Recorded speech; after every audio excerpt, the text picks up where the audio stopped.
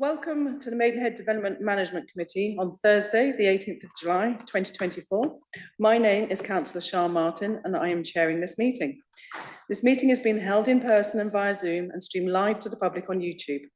I remind all attendees that participation in the meeting indicates consent to the audio and video being streamed live and acknowledgement that after the meeting it will be continued to be available in the public domain. Firstly, it would be useful if all panel members and officers could introduce themselves so the public are aware who is in this meeting and the role they're undertaking. So I'm Sian Martin. I'm going to my left.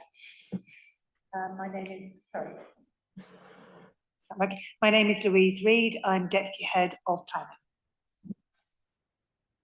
Yeah, my name is James Cross. I'm Major Sites Team Manager. My name is Nathaniel Shania Thomas, Principal Planning Officer. Councillor Kashmir Singh, member of the panel.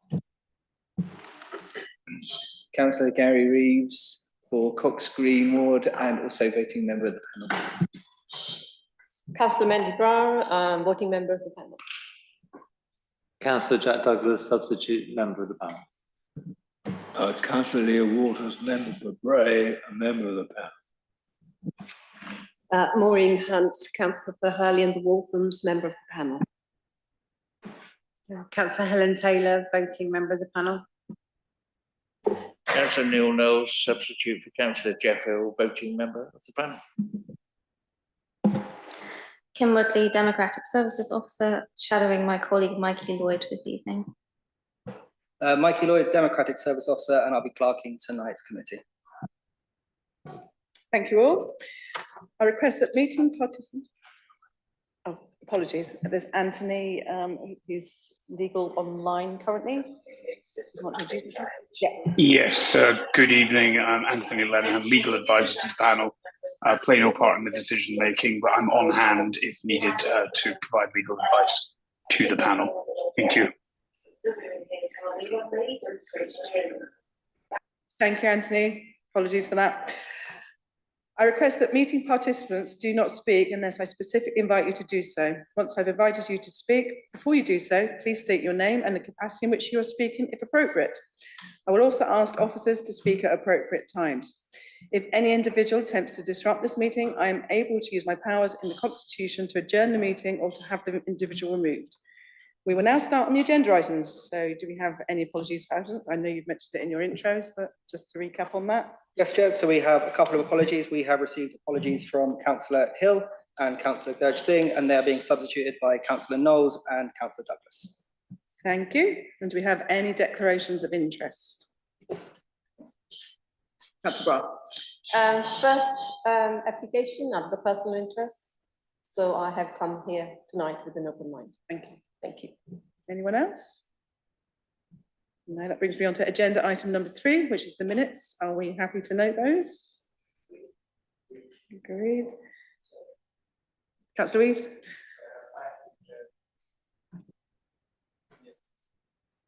Go ahead. Yeah, sorry.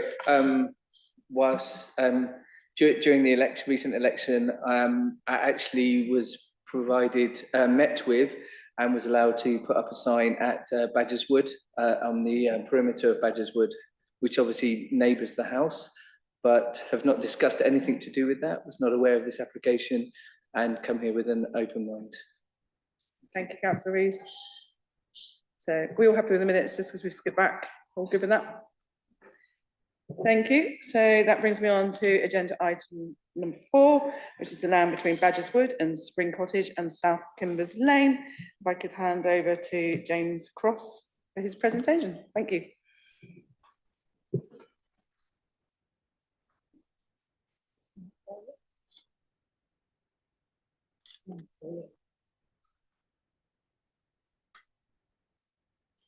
Yeah, thank you, Chair. So the first item tonight is land between Badgers Wood and Spring Cottage, south of Kimbers Lane, Maidenhead.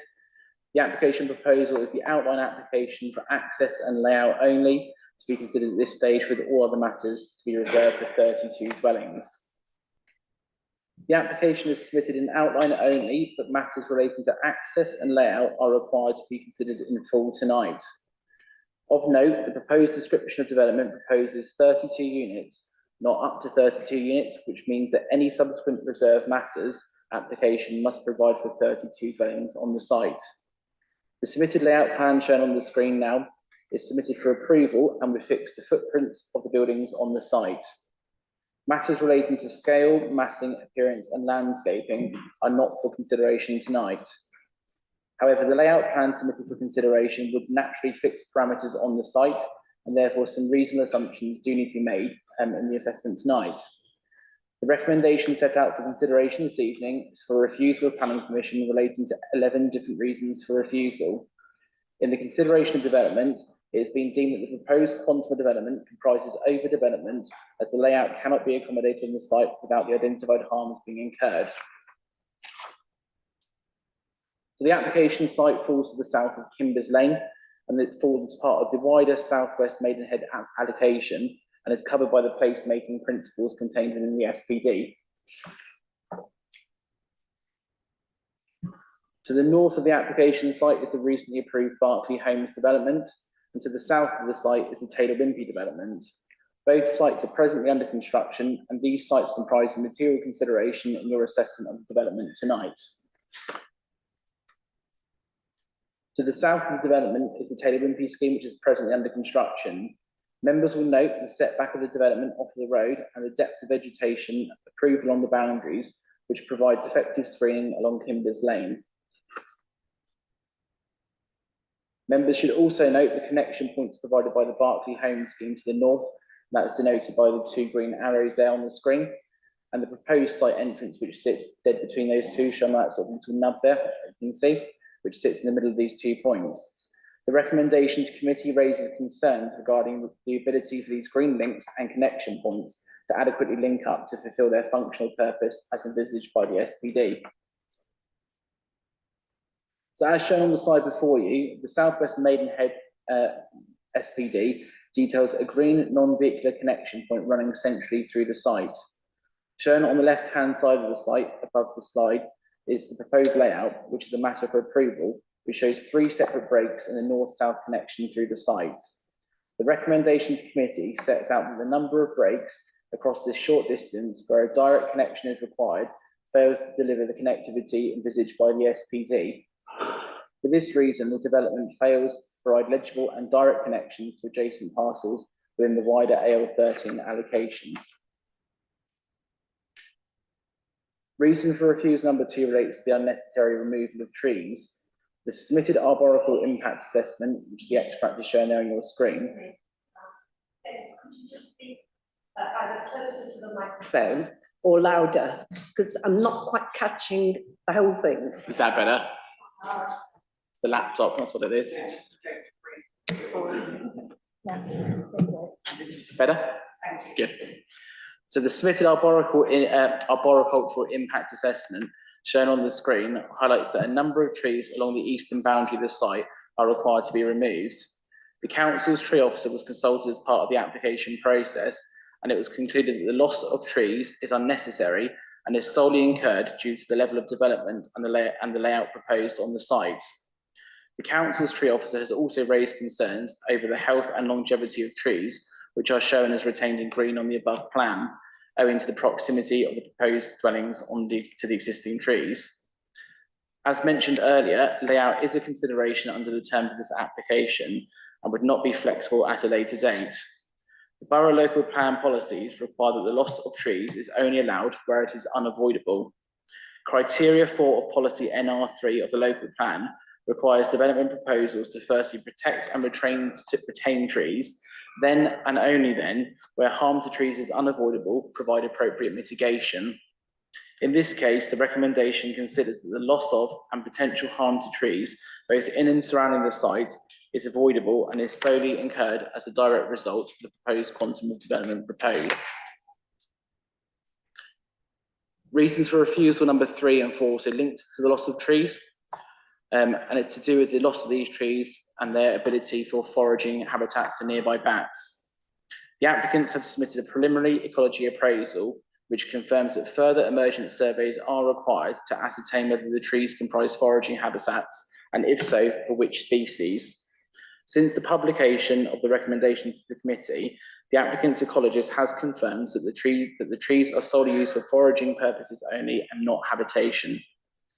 Criteria 2A of policy NR2 requires development proposals to demonstrate how they maintain, protect and enhance the biodiversity of application sites. For the reasons set out in the recommendation to committee, the proposed loss of trees is considered to result in the unnecessary loss of habitats used by bats for foraging, contrary to policy NR2. Such extensive loss of existing trees along the boundary, which also results in the incidental loss of foraging habitats for bats, is considered to be a symptom of proposed overdevelopment. Reason for refusal number 5 relates to the proposed unbroken areas of parking located around the development site. The Borough Design Guide makes clear that development should not result in large swathes of unbroken parking areas on new development sites. As can be seen from the site layout above, which is a matter for consideration in full tonight, the development would result in multiple areas of unbroken parking, contrary to the borough-wide design guide. Such a large number of parking spaces is considered to be a result of the significant number of dwellings proposed on the site. Reason for refusal number 6 outlines that the proposed layout will result in 2 buildings located in close proximity to Kimbers Lane, which, by virtue of its location, will have an uncharacteristic impact on the character of the area. Whilst matters of scale and appearance are not for consideration tonight, the proposed layout would set the proximity of buildings to Kimbers Lane. As shown in the extract on the screen above, the development would result in 2 buildings with large footprints in close proximity to Kimbers Lane. Whilst the nature of Kimbers Lane will undergo change within the adjacent Berkeley Homes and Taylor Wimpey developments, the southern side of Kimbers Lane is considered to be distinctly different to the northern portion. Existing development is currently situated 20 metres back from the southern side of Kimbers Lane.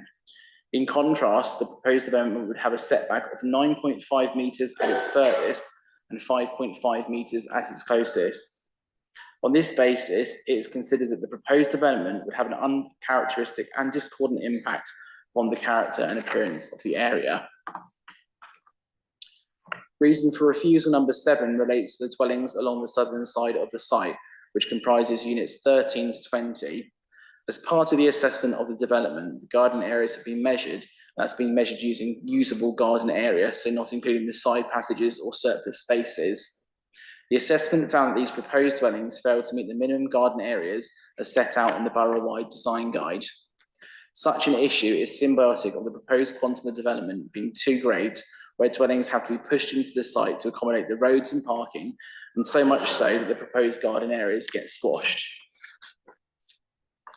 Reason for refusal number 8 relates to the impact and potential perception of overlooking from the dwellings located at the rear of the site to the adjacent Taylor Wimpey development. Members should note that matters relating to scale and appearance are matters reserved for subsequent consideration. However, reasonable assumptions need to be employed to ensure that the development can be brought forward within the parameters set by the application. So to achieve the space standards and housing mix set out in the borough local plan, we envisage that a minimum of 2 to 2.5 storey development would need to be delivered. The illustrative site section shown on the screen, and just to be clear, it's illustrative, so we're not looking at matters of scale and massing now, shows the proposed relationship or the potential relationship between the southernmost dwellings and the adjacent Taylor Wimpey development. Members will note the change in levels along the site, which results in a clear perception of overlooking, which is generated by the proposed development. The recommendation to committee sets out that the incompatible relationship is symbiotic of development being squeezed into the site. Reason for refusal number 9 relates to the lack of a local area of play being provided on the site, which is a requirement of the Borough Design Guide and open space standards set out in the Borough Local Plan. Officers have taken a balanced view in respect to the provision of a locally equipped area of play, otherwise known as a LEAP, as reasonable proximity to LEAP provision within the adjacent Taylor Wimpey development will exist in the near passage of time. However, LAP provision provides an area for local people within the immediate development to sit and meet. Given the likely requirement for apartment house types towards the northern portion of the site to realise the total unit numbers proposed, such outside meeting spaces in the form of a LAP are considered highly necessary. The inability for the development to provide a small area of local area of play is symbiotic with the proposed quantum of development being too high. Reason for refusal number 10 relates to the insufficient information having been submitted to enable the local planning authority to conclude sufficient visibility displays and tracking are capable of being provided. The council's highways officers have assessed the proposed layout, a matter for full consideration tonight, and requires further information and potential amendments to the layout in order to support the development. For the stated reasons for refusal, these matters have not been progressed further with the applicant. Turning now to the planning balance and the recommendation. So the application has been assessed in full, and it is considered that the proposed quantum of development results in a layout which cannot be accommodated on a site without creating unnecessary long-term and irreversible harm as identified. The proposed development seeks 32 dwellings, and that's not up to 32 dwellings, and for the layout to be agreed in full at this stage. Whilst the site is allocated for development under allocation AL13, it has been demonstrated that this quantum of development can only be delivered by accepting the identified harms set out in the recommendation. These harms are considered to be unnecessary, long-term and irreversible, and do not outweigh the benefit to the scheme when taken as a whole. For these reasons, it is recommended that planning permission be refused for the reasons set out in the recommendation to committee. Thank you. Thank you, James. So before I open this up to the floor, we've got 4 speakers on this one, and you've each got 3 minutes each. So if I could call up to the desk there, Roger Williams, please.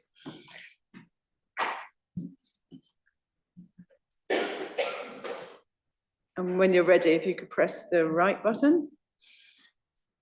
Thank you. Good evening. My name is Roger Williams. I've lived on Kimbers Lane for the last 40 years. I think it's completely wrong that anything should change in the way that it is on Kimbers Lane, because it is a narrow greenway. I have a copy here of the Southwest local plan, and it seems to be mentioned at least half a dozen times that our narrow lane is now going to be subject to lorries for all of the building sites that are going on, and this suggestion is that it would increase enormously the traffic that's already there. The recycling centre at the bottom of Kimbers Lane applied to, you all turned it down, the application to increase it by 500%, but the owner went to the Secretary of State, so he now has a 500% increase in his lorry traffic, and we need to mention that. The next bit I want to mention is the land itself. Our main objection to this development is on practical grounds that we've already voiced. Today I want to talk about criminality. This plot of land is called Badger's Wood and has been in the green belt for over 100 years. It was akin to ancient forest and abundant wildlife, wild fauna and ancient trees. However, over a weekend in March 2017, the site was cleared without any ecological consultation, consent or notice. Heavy machinery was brought in early on a Saturday on unmarked trucks and trailers, and in just 2 days, scores of trees and wildlife habitats were destroyed. This included a badger set, which the local Badger Trust had been monitoring and observing for some 30 years. At the time, this callous and unlawful destruction was reported by the Badger Trust to the police, RSPCA, and Royal Borough of Windsor and Maidenhead. Later, on the 23rd of August 2017, Barbara Brown of the Badger Trust sent a tearful and emotional handwritten letter to the planning department, and she begins, I enclose a copy of my comments to you, dated the 13th of January 2017. A badger set survey was carried out on this land on the 7th of March 2017, and it was confirmed that this breeding set, which has been in the woodland for over 50 years, was active with digging, snuffles and latrines. Confirmation was sent off to be officially recorded, and we were happy the set was surviving. On the 27th of April, developers called Stackslink sent massive machinery to cut down the wood. On the 27th of April, the clearance team came back again with massive machinery and a large excavator to turn the trees into wood chippings. It was then that the main set was completely destroyed. The Badger's Wood were crushed and entombed on this land, and it happened in the breeding season. I am horrified at the cruelty being inflicted of this beautiful native animal at this time. Badgers and badger sets are protected under the Protection of Badgers Act 1992, so it is a criminal offence to kill a badger or destroy a badger's habitat and carries a 6-month prison sentence. Roger Williams, you are up to time, so if you want to wrap up your... Okay, we've taken legal advice and say this criminality must be fully investigated and the perpetrators brought to justice before any planning is considered. Thank you. Thank you. Thank you. So the next speaker is Louvain Kneen from Bray Parish Council. She's joining us online. Thank you, Chair. Bray Parish Council thanks the Planning Officer for the excellent report and presentation. It's covered our concerns and more very thoroughly. Yes, we need houses, but we need homes that people want to live in and that don't impact surrounding communities nearby living their lives too. We all know a vibrant community is important to all residents' well-being. Infrastructure needs to be able to support the development too. Flooding is an issue in the whole area of Harvest Hill, as very clearly just demonstrated last winter. We need to ensure that new and existing residents are not blighted due to the overdevelopment of the BLP area, with concreting over vital areas that currently allow water to drain. Protection of trees and wildlife, also green spaces, is another important part of residents' well-being. The trees, greenery and wildlife are an important part of the ecostructure in this whole area. Just think of what home you want to live. This development does not in any way make you want to live there. We ask councillors please to refuse this application and ask the developer to complete all the issues raised in the officer's report. Thank you. Thank you, Louvain.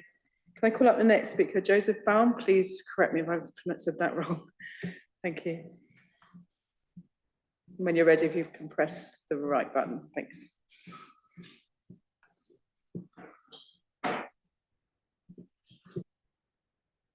I'm here on behalf of a family-owned small business based in Maidenhead, who have a track record of delivering high-quality new homes nearby.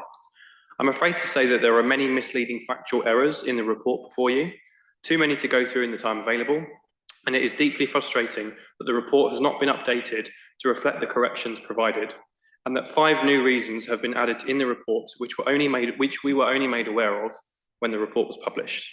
2 particular serious errors are in paragraph 10.121, where the separation distance to the approved Taylor Wimpey houses is not circa 19.5 to 20 metres, but in fact 27.3, between 27.3 and 31.5.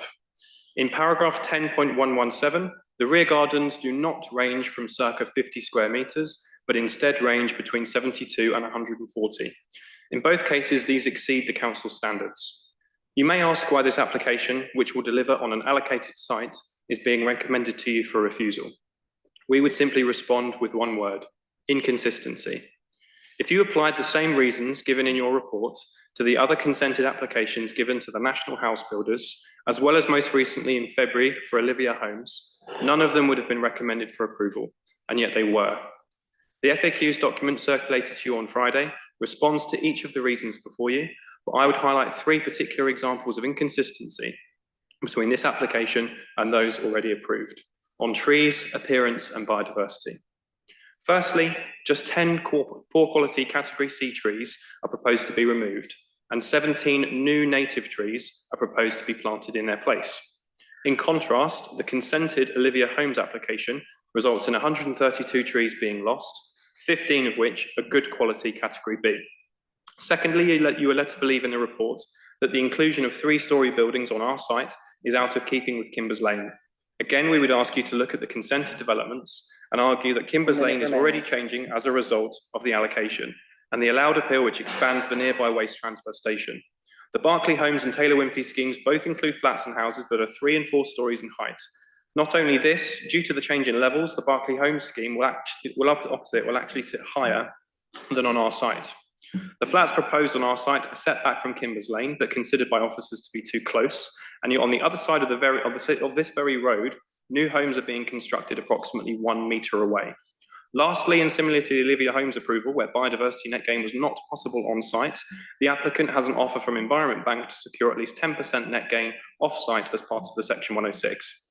Taking a step back from the detail, this application delivers on the aims of the local plan and the SPD for this allocated site. It is consistent with how the council has applied its standards on schemes that it has consented, and it gives opportunity to more people in the borough who desperately need an affordable place to live. Not boxes, but imaginative homes for your residents. Thank you. Thank you. Can I call up the final speaker, Councillor Cross? Thank you.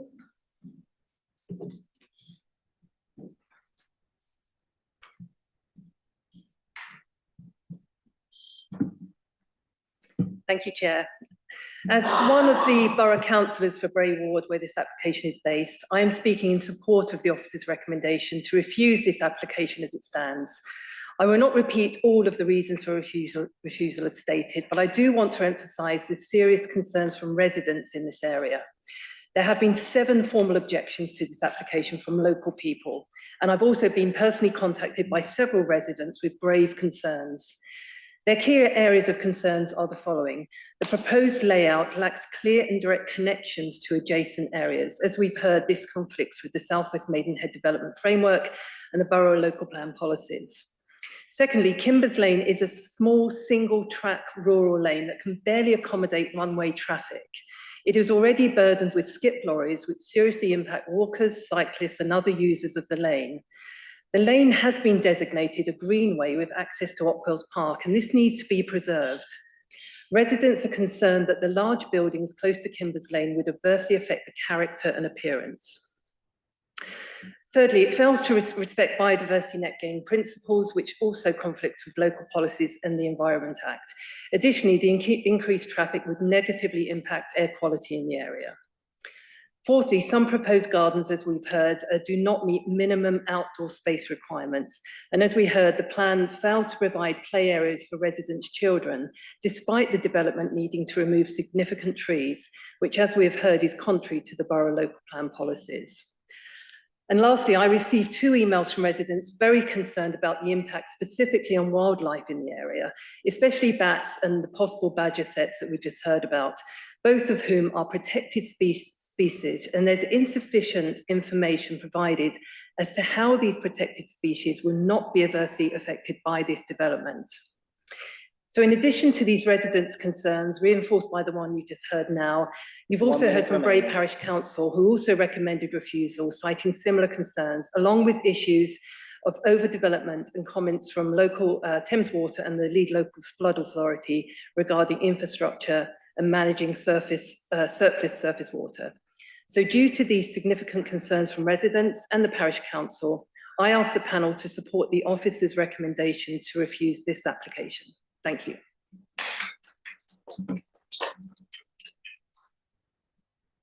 Thank you. Any speakers on this? I'm opening it up to the floor now. That's the last speaker just gone, sorry. Councillor Reeves. Excuse me, sorry. Thank you very much. There are a couple of things that I wanted to just talk through as well, and just to understand. One of the main things is about the SDP and the fact that the SPD does state that we need to have clear greenways and non-vehicular, direct green and non-vehicular connections adjacent to the entire design, and that's the adjacent adjacent developments. As I understand it, because Berkeley Homes have already started their build and they've already placed the access to complete the link for these greenways, is it my correct understanding that this development would also have to link to wherever they have located it? Because I have a very grave concern. I know that lane very well. It's as wide as one car, and you're expecting that pedestrians and cyclists would leave that particular site and have to go out onto that lane. and basically could be confronted from a car coming from either direction. It could be a skip lorry coming up the hill from the recycling centre. It could be a car coming down to actually even go into the development, and yet they have to go out onto it and either turn left or right to then go and join the Greenway. This doesn't seem like a support of what our borough is trying, one of our strategic aims, which is to have, one of our main strategic aims is that we are to support, develop a more coherent approach to regeneration and placemaking across the borough's key locations. So yes, I accept that this is obviously in the plan. It's an allocated site, but I think you have to actually deliver those sites in a clear, robust way that meets all the criteria of our development plans and also the aims of the council. And one of those, another one under our strategic aim is to keep it clean, green, safe. Well, if we can't promote and allow people to be safe when they're actually utilising greener modes of transport, then I think we're completely also missing the mark on that as well from this development. So that I have a concern with that, and that also links down to the other end of the site where it joins with the Taylor Wimpey development site. It's going, according to the layout, past 2 rows of parked cars. We have 3 car parking spaces on either side, no pavement and no safety considerations. Any of those cars, if all those cars are parked there, then pedestrians and cyclists would have to go down there and potentially risk, you know, being, well, they're going to have to go onto the road, effectively that pathway, which is going to be used by cars to either pull into the car parking spaces or to reverse and turn around and then and leave the site. But I mean, those are some serious and major concerns that I have, and you know, that I wanted to raise and that we need to consider. And I just wanted to just get the question about, is it clear, obviously, that the precedent has been established where the link has to be back to the Berkeley homes because they are already in an agreed site and in development. Thank you, Councillor Rees. Before I go to Councillor Walters, can I just bring you in on some of those points, James? Yes, forgive me if I miss any points. Do jump in and correct me. But I think the key point question that you've sort of raised there is, does the Berkeley scheme provide a constraint? The answer is yes, it does. It's an extant consent that's been built out, so it's a material consideration for you to sort of work around and consider tonight. I think the second point was, does it have to match up? The answer is no, it doesn't have to match up. Does it have to provide connectivity? Yes, it does, but it's the quality of the connections that the officers have a concern with. And the recommendation to you sets out that the best way of doing it, obviously we've got to consider what's before us tonight. We're saying that it should be a direct connection, not where you have to go on to Kimbers Lane, then move across, etc., etc. So no, it doesn't have to connect up. It does have to provide connectivity. It's the strength and the quality of those connections that's really the cause for concern. Because Kimbers Lane doesn't have a pavement at all. So effectively, pedestrians would have to walk out onto the road, walk along the road with potentially cars and lorries going in either direction, and then cross over into to carry on with the Greenway. That's when I've gone there. I know the site quite well, and going by where they've implied that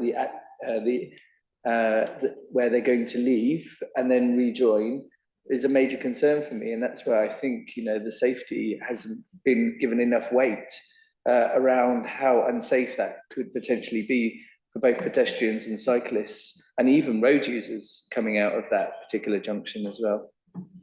Thank you. Thank you, Councillor Rees. Can I go to Councillor Walters, please? Thank you, Madam Chairman. I too know this area particularly well. I've lived here for a long time, Kimbers Lane, and I'd like to congratulate the officer on the particularly well worded and comprehensive report. It is on all fours with what is designed and wanted by the government. This is a sort of new thing in a way. The government are telling us, this is an APPF December 2023, sorry, and it says achieving well-designed and beautiful places.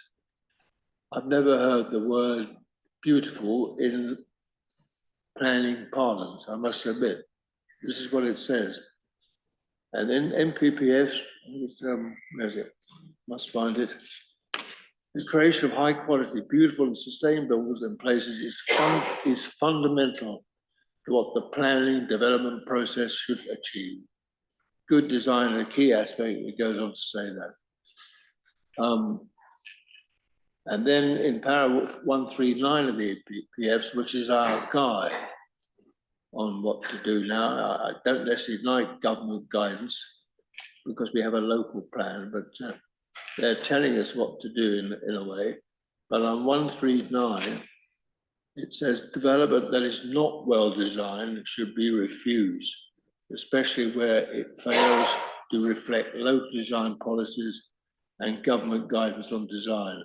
But this, unfortunately, application does go completely contrary to that advice from the government and in our own local plan. So without any further ado, I'd like to accept the officer's recommendation of refusal.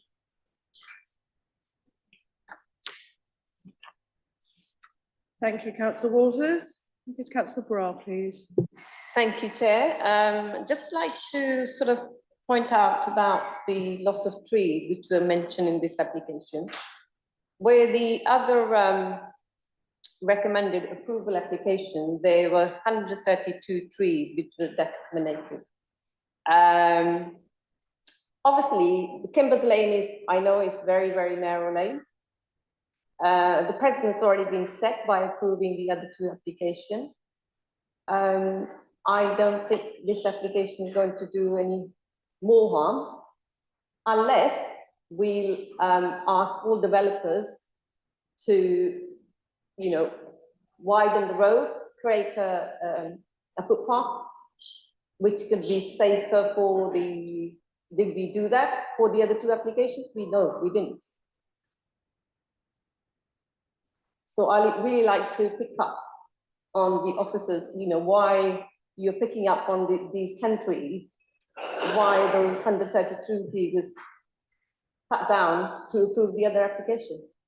I just like to know before I make my mind up. Thank you.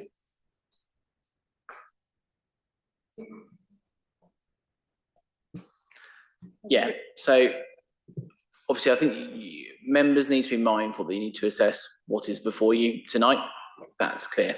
And the policy position on that, which is criteria 4 of policy NR3, requires proposals to firstly protect trees and retain them. And then only then, when harm to trees is unavoidable, then provide appropriate mitigation, i.e. replacement planting. Now, I can't comment on what's happened previously on other applications because every scheme has different merits. Every scheme has their own individual planning balances, but that is the policy position that essentially you would need to weigh into in your assessment tonight. But what we do have is a objection from the tree officer who raises significant concerns over the loss of the trees and deems it to be unavoidable. So, deems it to be avoidable, sorry. Thank you. James, can I go back to Councillor Bra, please? Okay, I mean, your own borough officer sort of dictated in his a report that the scheme, which was the Livia Home scheme, that there are some harms which hasn't been mitigated. So loss of trees, priority habitat, paragraph 1.3 on the committee report. So especially on the northern side of that scheme. So what's the difference between this scheme and that scheme? I know we're looking at a different scheme, not that one, but I'd just like to know the answers before I make my mind up to vote. If I could bring Louise in on this one, thank you.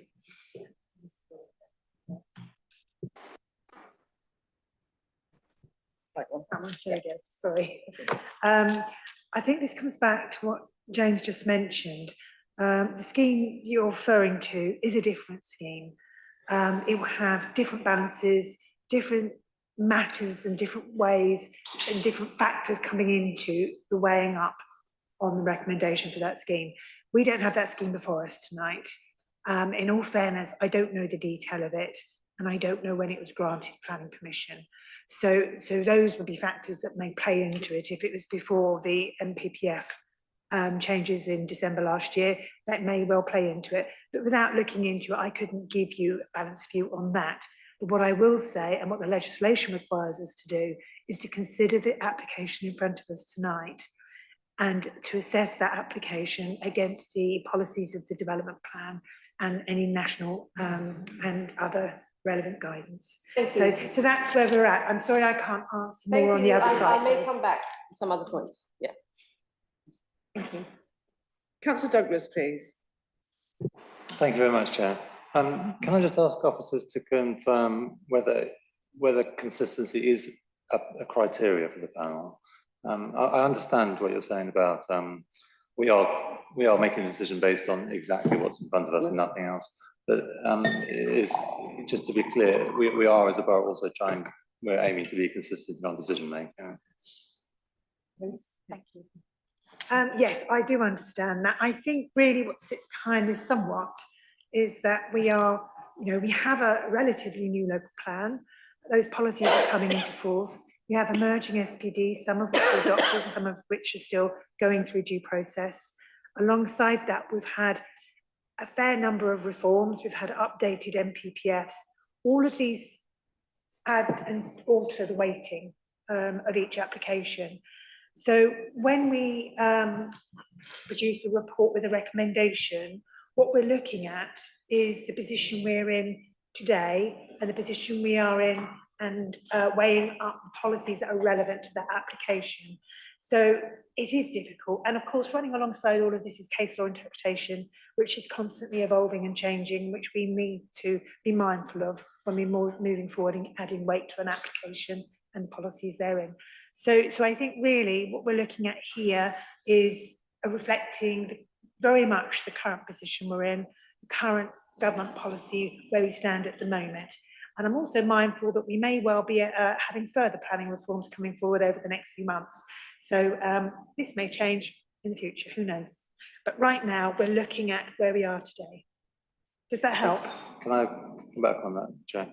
Yeah, I think that's really helpful. Can I just clarify, can I try and paraphrase what you said as yes, we do need to be consistent, but it's quite complicated to do so because actually we're not directly applying the same criteria as every such level. But consistency is, you're confirming, is a criteria for us, broadly speaking. That's right. It's very much because things have been changing and evolving, particularly over the last 3 to 4 years. Things that may have been determined a year or two ago will have shifted a little in emphasis because of the new policies and the new SPDs that we're bringing out, but also because of the changes at national level too, and case law that's coming out all the time. So all those factors weigh in when we're doing the weighting exercise on a recommendation. I hope that helps. Thank you. Is that okay, James? Yeah, if I could just bring in James. Thank you. Yeah, this point centres around the loss of the trees and what is the approach that's been taken on other applications. Now, I just want to focus the minds on the application that is before you tonight, and that is the Southwest Maidenhead SPD does require a green buffer to be around this site, and that's set out in paragraph 10.66 of my report. Now, take on what's been said by the councillors tonight in reference to paragraph 139 of the MPPF, which is the government essentially setting out that we should be refusing applications that doesn't accord with design guides. That design guide requires green buffers to be retained around the site, i.e. retention of trees. And we also have a objection from the tree officer as well at the same time. So these are the factors that need to weigh into the consideration when you obviously compare this scheme to other schemes that might have gone before it. Thank you, James. Can I go to Kashmir? Thank you, Chair. First of all, I'd like to thank the officers for producing a very comprehensive report, which highlights all the points very well. Any one of the 11 reasons the officers have shown is enough for refusal, even though this development or proposed development is in AL13, part of the allocated site in BLP1. But the cumulative harm is where I really have a problem with this development. as previous speakers have said, the single lane going along Harvest Hill and Kimbers Lane is going to be a problem. And as far as the recommendation of officers, I would be minded to accept that, and I'd like to propose that we go ahead and accept that. Would that be seconding Councillor Singh, because Councillor Waters has already proposed that, so. Yes, I'd like to second. So you'd like to second Councillor Waters' motion?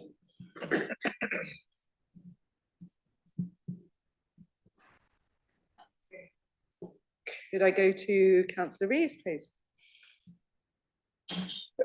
Thank you very much. I'd just like to refer, because it was interesting what came up about the consideration around the Kimbers Lane and the safe,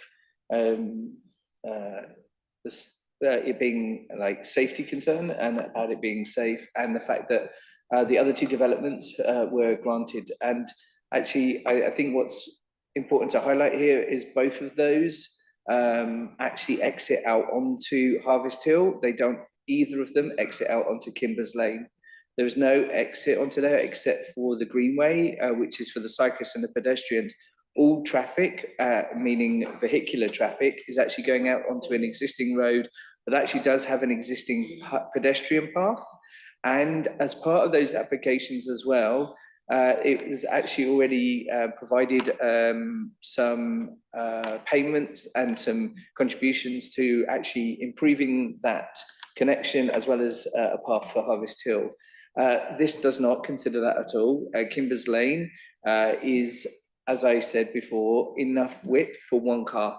So any pedestrians and any cyclists coming out of that development to try and cross over onto that Greenway, which is set out here, it's very clear in the SPD that the other development, in particular the Berkeley Home development, has actually managed in its layout to connect that particular development to a safe walking and cycling route all the way through down to the station. And for us to not consider that as a very key, important element of this development would be short-sighted of us. It's super important, because this needs to connect also to that. It's clear under the SPD that that's what we should be aiming for. It's clear under our council plan as one of our main objectives as well. So we haven't even mentioned that, but I think it's important to know that as well, that that is a clear aim, a strategic aim of this council as well. And that, to me, is extremely important element. So I just wanted to come back and again put the clarity in my mind around why that has a differential between the existing developments, and people will be minded to want to go through there and use the cycle and the pedestrian routes to get all the way to the station. I think that's super important. Plus, on top of that, there is also the other elements which we have been considered in here, and I think they've been well thought through about some of the other reasons for refusal.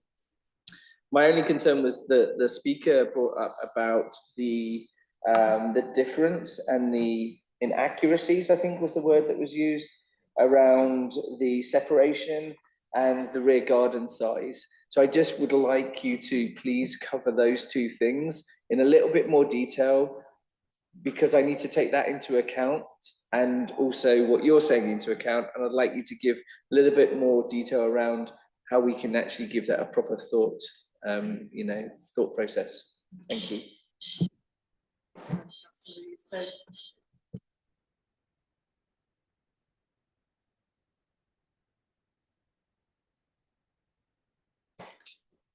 Yeah, so I think the best way to answer that is describe how officers have measured the garden sizes, which is we've measured it as usable garden size. There is no definition in the borough-wide design guide as to how to measure a garden, but there is an element of common sense here that you have to employ, which is how would a reasonable person use their garden.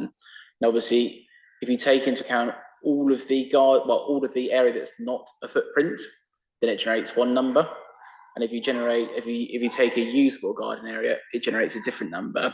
So if, for example, and I have seen other calculations thrown around through correspondence, if you take into account things like side passages, steps coming out of garage or shed buildings, etc., then it will naturally increase your garden space. But in terms of usable garden space, which is how officers have measured it, it all falls short below the standards. And then on the point of separation distances, officers have measured that from a back-to-back distance, so from the back of the footprint of the building that's shown. Obviously, layout is a consideration for you tonight.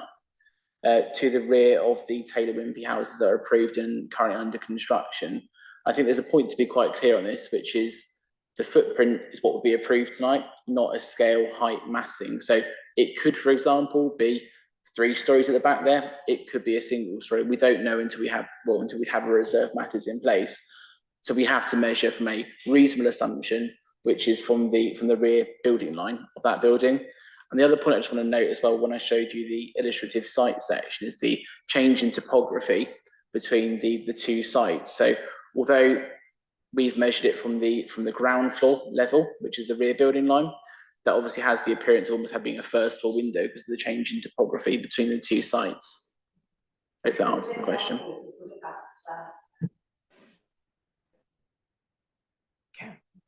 I think I have to ask Nathaniel very nicely. He's gonna work it as magic.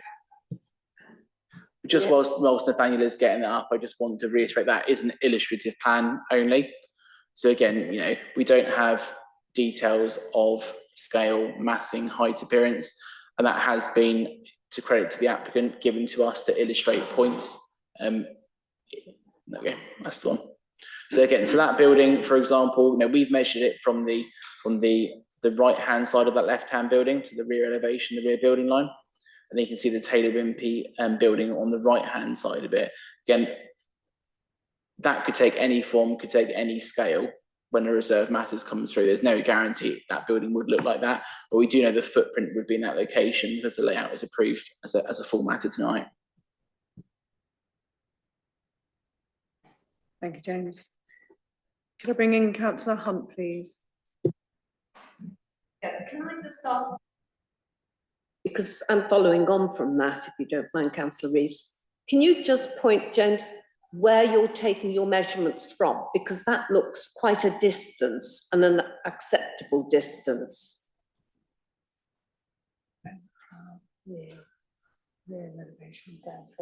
Yep, so it's the coloured elevation there. So Nathaniel's got the mouse, so I'm gonna have to give you a bit of guidance here.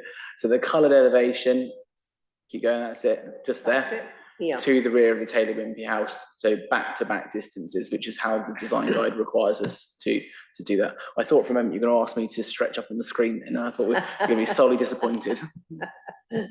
No. Okay, well, thank you for that. Now, I agree about the 2 large buildings at the entrance and the garden area. You're saying you're looking at the sides of it. Now, presumably, is this at the back of 13 to 20? Yes, correct. So if you look on the screen there, so to give you an example to illustrate the point, the plot on the right-hand side of that slide there, which I would assume would be unit number 20, so the end terrace, if you go right to the end, Nathaniel. So we've measured the rear garden space there. So the garden area, the square area at the back of the house, not the side area and the bit that wraps around the front. That's namely because the average user doesn't tend to indulge in their leisure activities, whatever they may be, down the side of the house. So again, it's all subjective, but there is an element of common sense to be employed here. And the Borough Design Guide does say that the most usable part of a rear garden is the first 3 metres out the back of the house, basically. So the logic that we've employed in terms of measuring the usable space is grounded in the methodology set out in the design guide. Yeah, I can understand the ones that don't, the houses there on the map, on the plan, that don't come around at the front and have a small front garden. But quite frankly, that is a garden at the front. You know, it would be sold as a garden at the front. So I do think that should be taken into account. But I do agree about the others. can't use the side passage, and of course, there's no garden frontage there on those. Okay. And have you mentioned about the 10% net gain that the applicants are stating, or the agent states? Yeah, so biodiversity net gain, 10% requirement under the Environment Act. The applicants have confirmed to us that they could, I say could because we haven't secured it legally, have access to either the statutory credits or third-party land to secure that. The reasons why it's included as a reason for refusal at this time is because we haven't got to that stage, because you've got to have a grant of consent to achieve biodiversity net gain. So there's no reason to suggest why they couldn't achieve it. But obviously, where we are at the moment, without planning permission, we've had to include that for the fullness of the Can assessment. I just clarify? This is for 32 dwellings. It's not up to 32. So it could never be reduced. It's for definite 32. That's correct. Okay, thank you. Thank you very much. Thank you. Thank you, Councillor Hunt. Can I bring in Councillor Knowles? You've disappeared off of my screen, so you're next, I believe. Thank you. It's plainly obvious that there is ongoing development in this whole area. And I think really the applicant could mitigate most of the points if they went back to this. They could reduce the density of the layout to, preserve more trees, to build in pavement. But I can't see any way to get over the width of Kimber Lane unless you widen the road. It's just not acceptable, I don't think. And I can't see, without work being carried out on Kimbers Lane, how this could progress. It's the real showstopper, I think, is access, which is what we're looking at today. And to rely on that is just not viable, I don't think, even if they came back with less density and brought all the other points in. That would always be the problem, the access, which we're here to look at. For that reason, I support the officer's recommendation. Thank you, Councillor Knowles. And Councillor Douglas again, please. Thank you, Chair. Yeah, there's clearly some harm here. There's clearly harm accumulating from these planning reasons. I think if all 10 of them were held water, probably no one would think this application should go through. I say 10 because the 11th is just a technicality of the section 106. So for me, the question is whether, if some of these 10 fall away, at what point does the cumulative harm outweigh obviously there's benefit too. We've got 32 dwellings in an allocated site as well. I'm not sure exactly where that line is, but for me, I'm not quite sure which side of it we're on.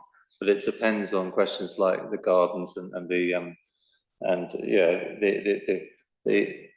line of sight where we are really seeming to stray into the subjective questions of what do we count as a garden, exactly what are we measuring from. So yeah, I'm on the fence on this one at the moment. I'm still listening to colleagues. But just a technical question about the access. Kimbers Lane, the size of the road is not been given as one of the reasons for rejection, is there?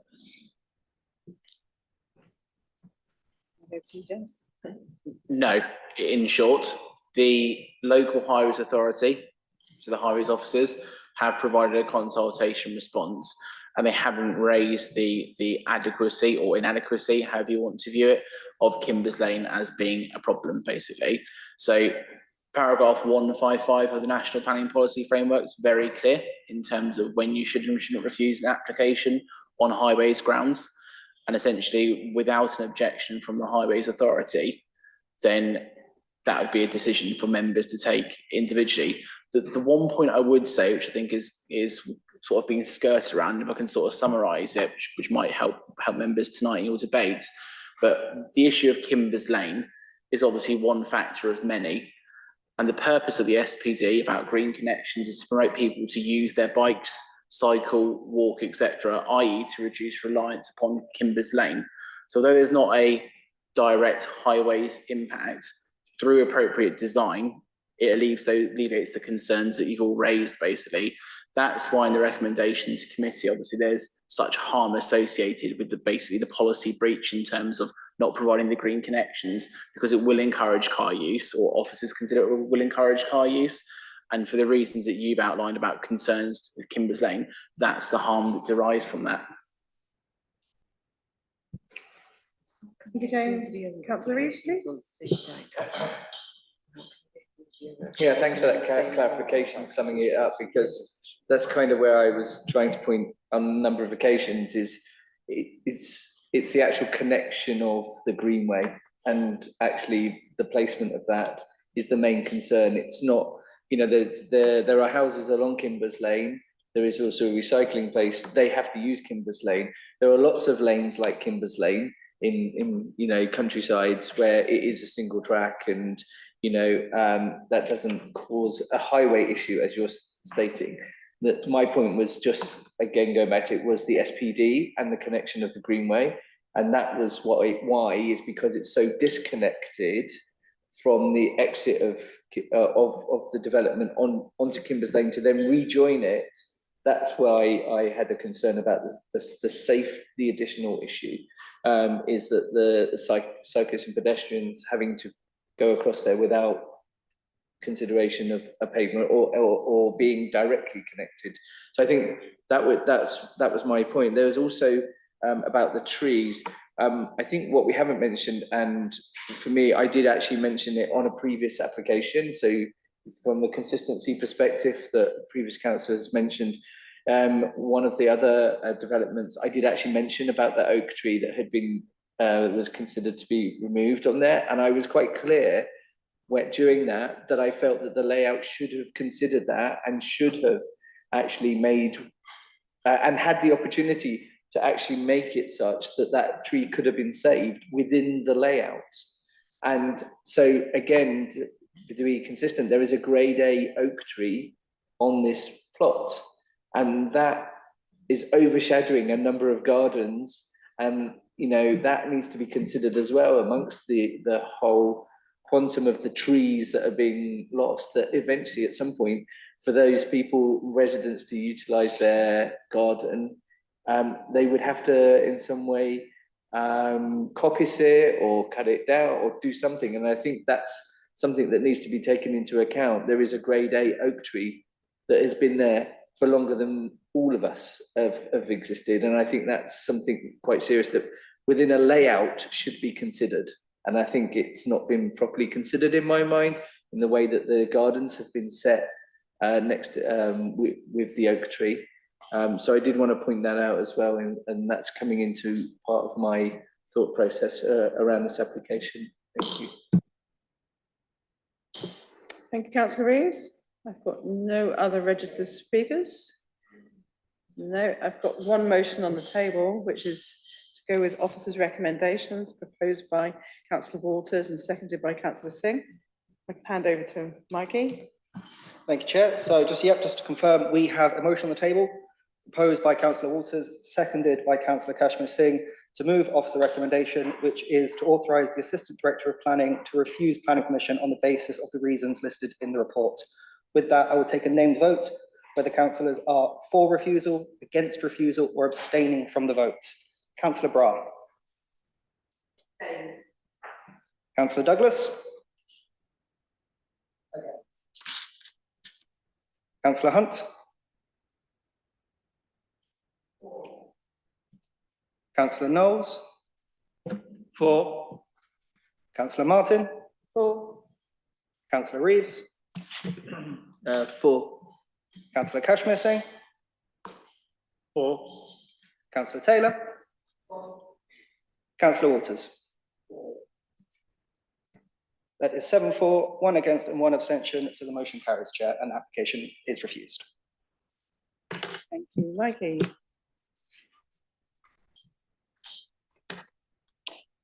So the next agenda item is agenda item number 5. Private car parking area at southern end of Stafferton Way, Maidenhead. Hold a second. Still sharing the old screen. Yeah. Thank you, Nathaniel. Sorry, I was just on the slideshow. So if I could hand over to you for your presentation, we can just wait for people to leave the room and then you can start. Thank you.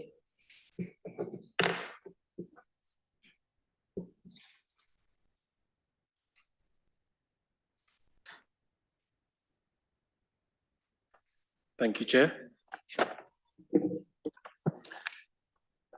This application is for an outline application for access, appearance, layout and scale to be considered at this stage for the provision of 25 apartments over a Part 5 and Part 6 story building, together with outside amenity and associated other amenities.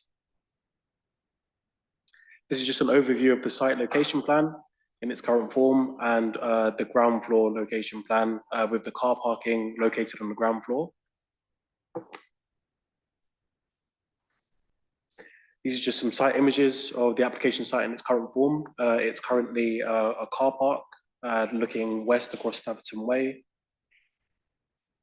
And this is another view of the site looking east across Stafferton Way, just to give some idea of the context of the site in its current form. Looking to the north or to the left of this image, you can see the existing context, which is generally commercial and industrial in nature. And looking to further east of the application site, there are some residential units, which are generally two-story dwelling houses. So looking towards the planning application history, this application was brought before the planning committee in December and was refused for a similar application. The details of the application are listed on screen. It is for an outline application for access, appearance, layout and scale, which is similar to the application before you tonight, with layout to be considered at a later stage as a reserved matter, for the erection of a 6-story building to include 43 flats with associated parking. So the application was refused with 12 associated reasons for refusal, similar to those that have been recommended this evening, save for air quality and external amenity space. It's noted that external amenity space has been included as a reason for refusal, but embedded within another reason for refusal within this application, as it has been provided. However, there is insufficient space on site. So for the attention of members and members of the gallery this evening, this was the previous application that was refused back in 2023 in December. This is to give an idea of the layout and the appearance of the building. As previously mentioned, this was a 6-story building to provide 43 flats comprising 12 reasons for refusal. This is the current application that we're seeing on screen at the moment. It's a Part 5, Part 6 story building with the middle section that has been removed from the previous application to allow for the provision of external amenity space as recommended by policy. In terms of the actual building footprint, this has also been stepped back slightly from the southern boundary of the site, which is immediately adjacent to the cut. As you can see in this image, I think you can see my mouse here, yeah, in the middle image to the left there. So for the sake of the presentation, the reasons for refusal have been listed kind of thematically. For the first reason for refusal, which is reason for refusal 5, this is in relation to the design and height and scale, as well as the bulk and massing of the developments, the proposed development. So this has been listed as being unduly dominating the street scene along Stafferton Way, the footpath and allotment gardens on the opposite side of the Cut River, resulted in degradation of the visual amenity of the area. So in essence, officers have taken the position that the application has proposed a building of 5 and 6 stories that would not be in keeping with the character of its surroundings. Given the context of the site, it is considered to be constrained in terms of the space available, and a 5 to 6 story building would be considered inappropriate in this location. As such, a reason for refusal has been added in this regard. So this is just an aerial image of the site to give some context of the actual scale and context of the site in relation to the Cut River to the south and the surrounding constraints. So the reasons for refusal listed on this slide are in relation to reason for refusal 1, 4, 6, 7, 8, and 9 within the officer report, and relate to the environmental considerations, namely the flood risk associated with the development. Noted that the application site is located in flood zone 3, and whilst a flood risk assessment has been provided as part of the application, officers have considered that it would fail the sequential test as it is not proven that there are available sites, suitable sites in areas of lower flood risk. Additionally, there's not been an adequate buffer that's been provided between the application site and the cut which runs to the south of the application site. As per our policies, this would require an 8-meter buffer, and the proposed plans that have been submitted at this stage indicate that there are developed areas of land within the application site that would fall beyond the 8-meter boundary that is required by policy. Additionally, the proposed development, by reason of its access and poor design of the internal car park, would result in a lack of intervisibility for vehicle egress from the site.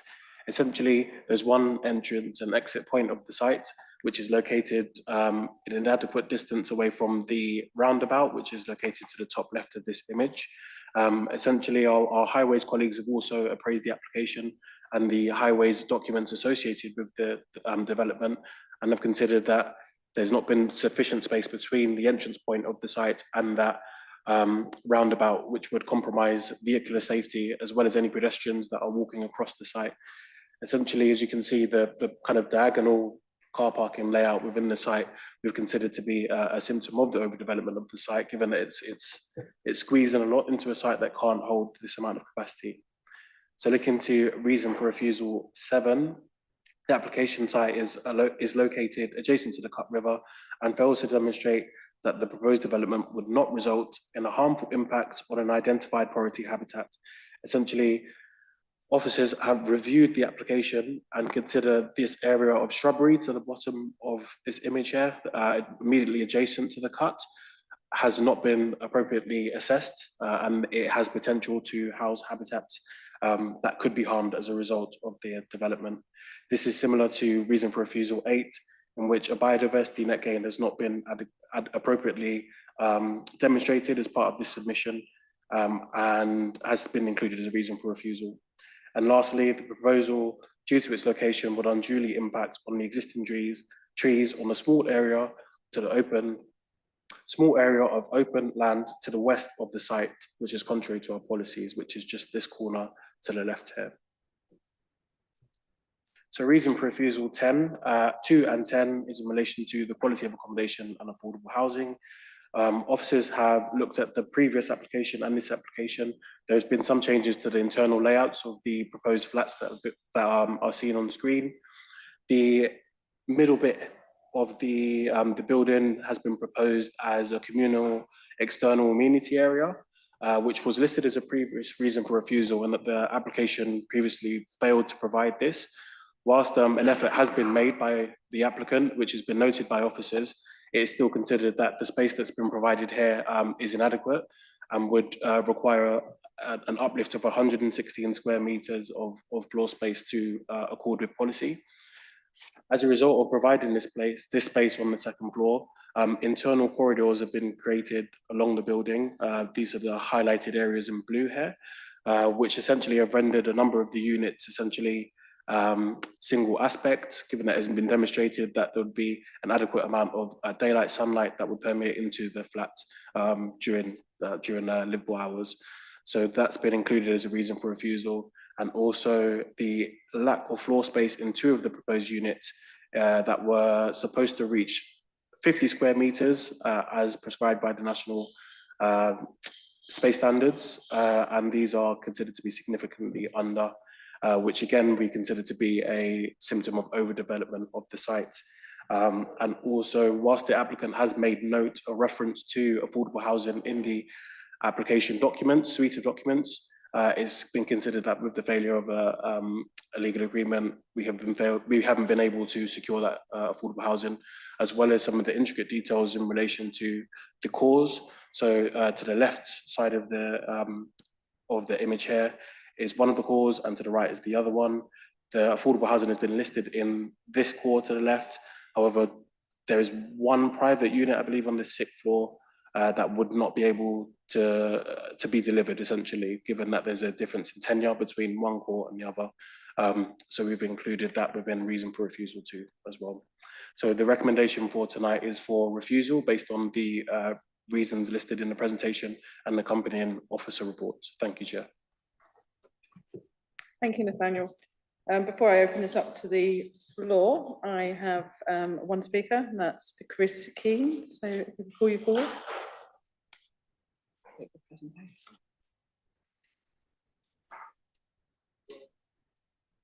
And when you're ready, if you could press the right button, and you have 3 minutes.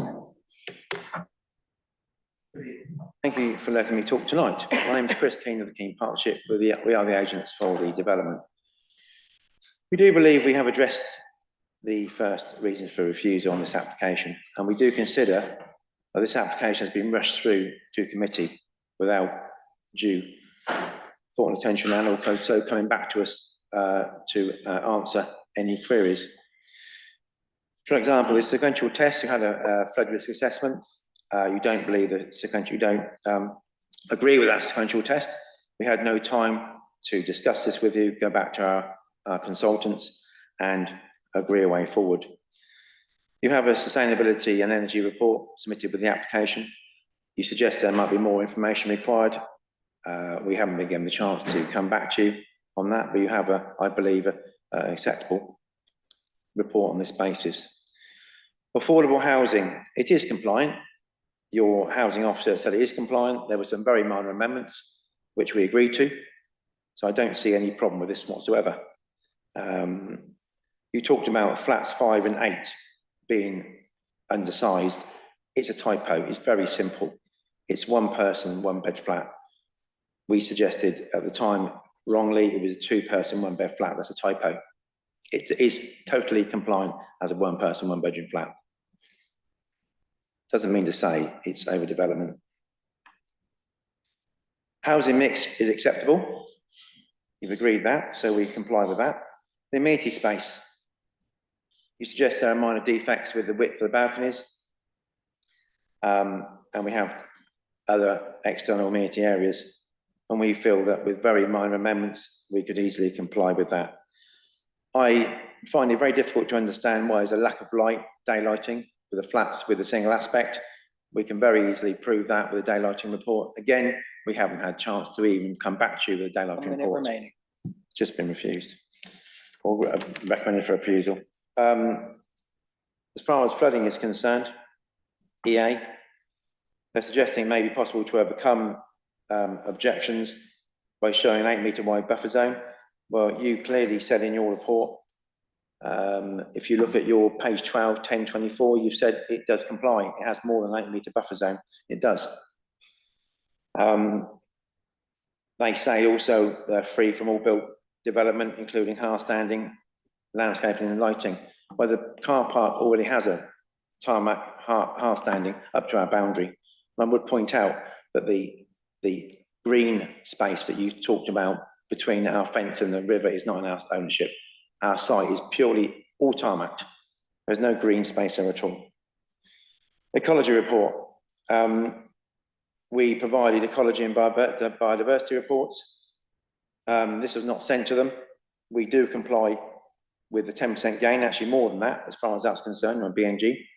So we fully comply with that requirement. Mr. Keane, just to let you know you're out of time, so if you want to wrap up your... Okay, flood storage compensation. Again, the floor, the ground floor has not been increased in height. As far as that's concerned, we don't make it any worse than what it is. We've talked about buffer design and character very quickly. We're not out keeping with the area. Look at Michael Shanley's flats, 6 and 7-story buildings over the road, and to the north, we got south and north, we got similar building heights and similar designs. Mr. Keane, you are up to time, so you're up to time. Right, is that finished? Yeah, thank you.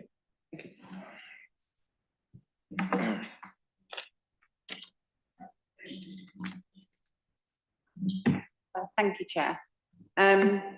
This is my ward in Oldfield. I mean, there's so many things wrong with this application and its predecessor. I'm surprised it's come back, to be fair. There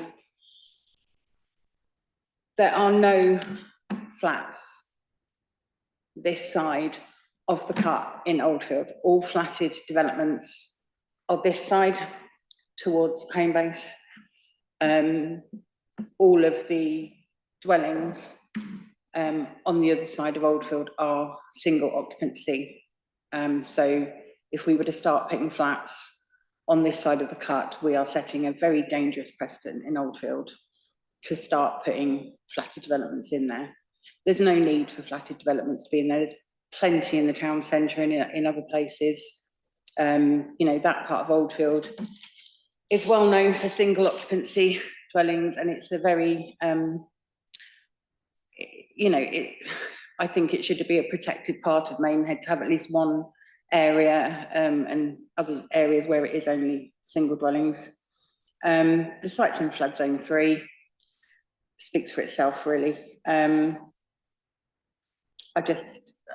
shocked it's back here, and the officers have made a very good report, and I would move to go with the recommendation and refuse.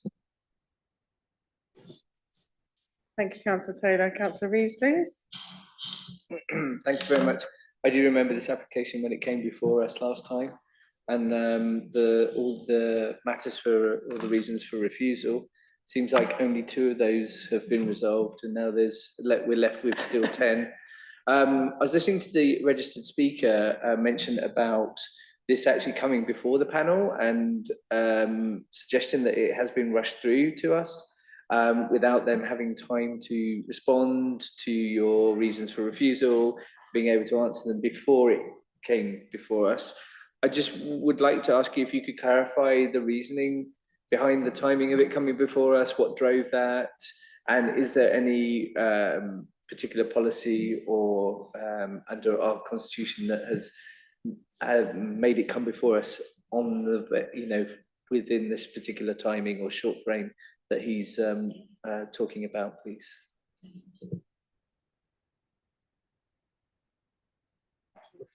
Yeah. Well, firstly, I would point out that we would normally discuss the scheme through our pre-application process. That didn't happen here.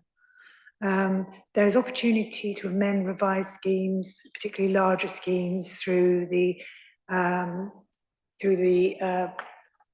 PPA process.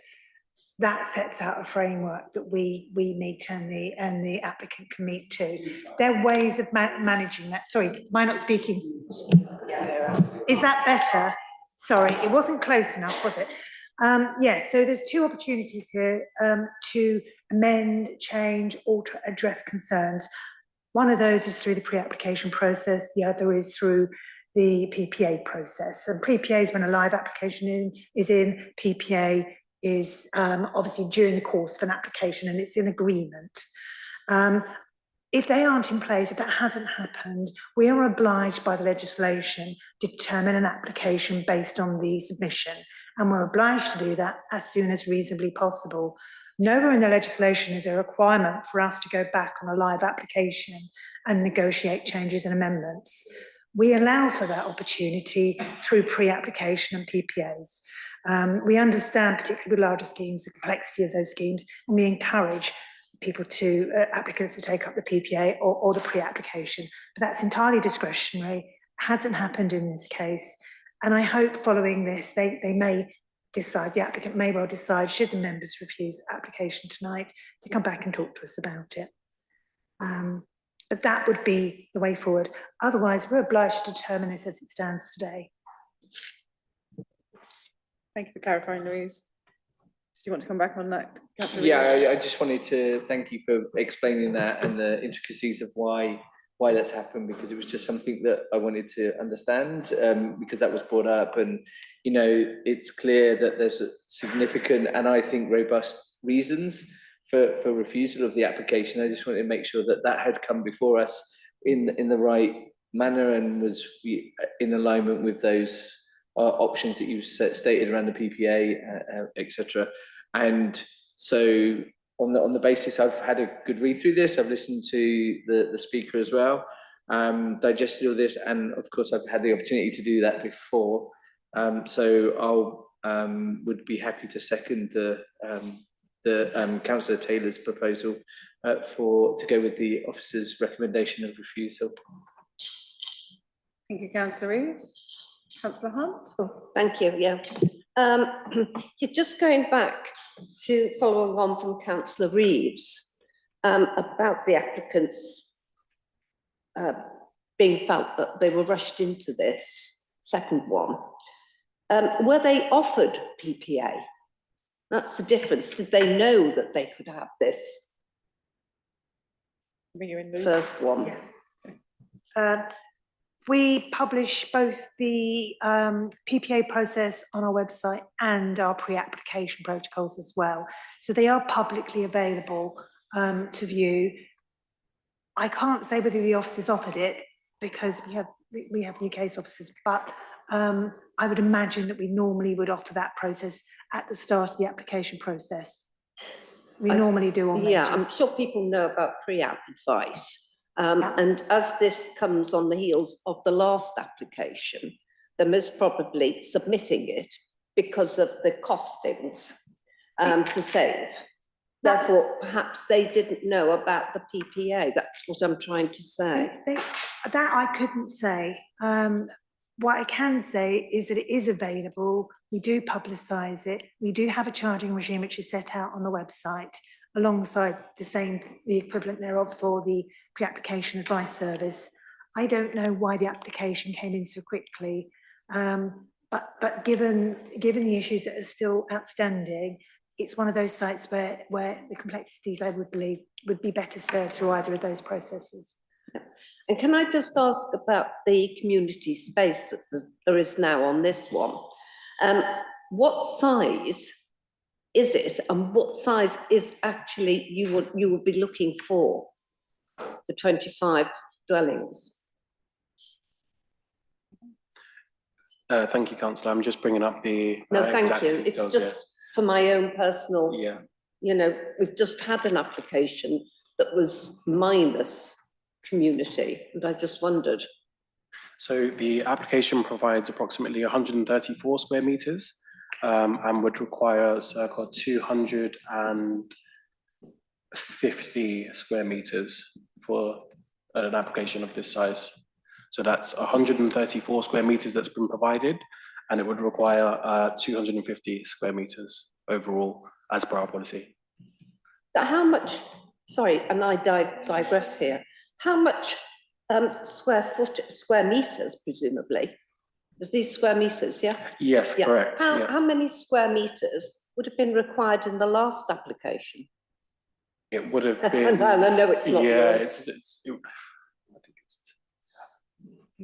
Because there's one-bedroom flats in this, you see. It would be approximately about 400 square meters that would be required as part of the previous application, which was for 43 flats. 32 houses, well, 32 dwellings, and some of those were flats. It was 43, sorry, Councillor, 43 flats. I think we need to keep on this one now for this purpose. Yeah, okay, thank you. Thank you very much. Bring in Councillor Waters. Thank you. Thank you, Madam Chairman. To be clear on the pre-application, I don't think through the chair that you are obliged to offer it, are you? That's to the lady there. Struggling to hear you, Leo. I don't think you're obliged to offer pre-application advice. You don't have to offer it. No obligations. No. Thank you. Thank you, Councillor Waters. I have no more speakers on my screen, and I've got one motion on the table.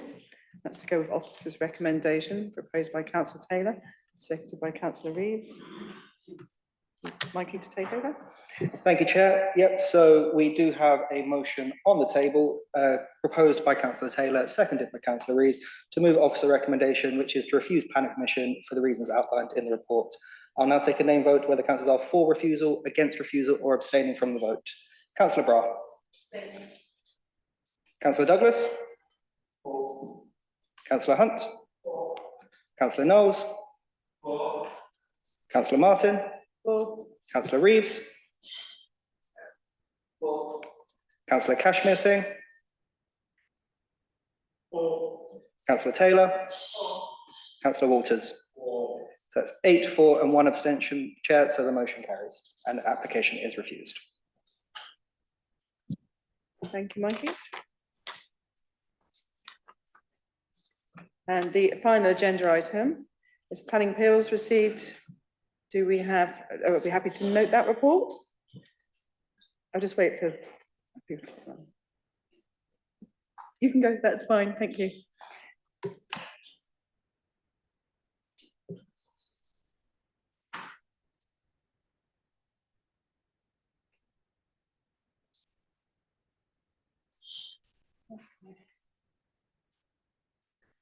Thank you.